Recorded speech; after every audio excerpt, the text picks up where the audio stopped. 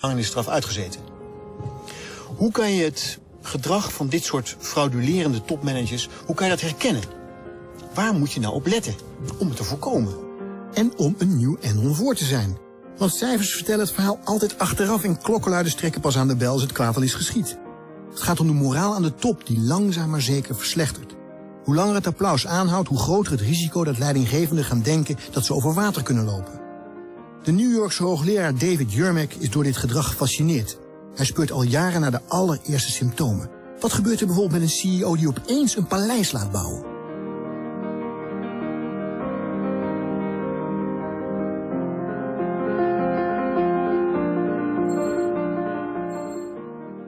There's a group of managers who may have been in office 5 to 10 years and have had successful careers, and at a certain point they trade up to mansions. You know, they buy big estates for themselves, and the performance of the firm seems to suffer. That if you had sold these stocks short around the time that the CEOs buy the real estate, you might have done very well as an investor. Mm-hmm.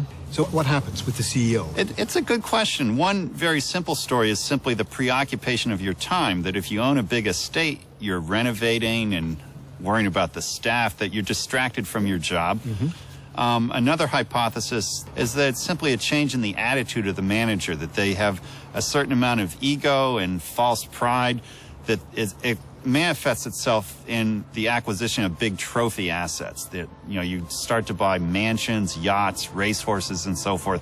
And at that time, you lose sight of the values and work ethic that may have made you successful in the first place.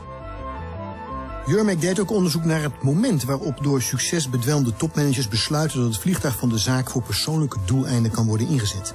Een heel veeg teken met dramatische gevolgen. Well, it seems to be that the manager first gets this benefit after a period of success, so that it's basically a reward.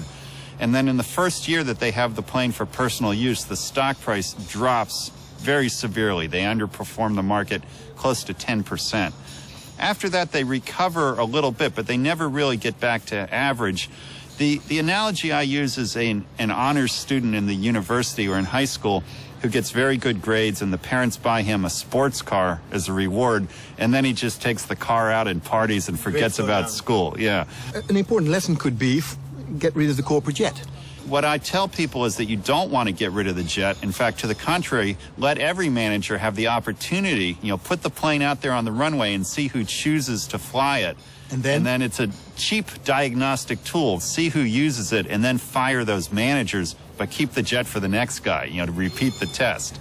I think there are people out there with the humility and the perspective to go beyond these things, to know the limits of their own abilities, and those are the ones you want running the firms. People who have been successful but can find the wherewithal to continue being successful. And I think on average many of them don't, but there certainly are some. You can't say that all of them fall in love with themselves. And I think the ones who are successful over the long term are the ones who do have, you know, the humility to know their own limits.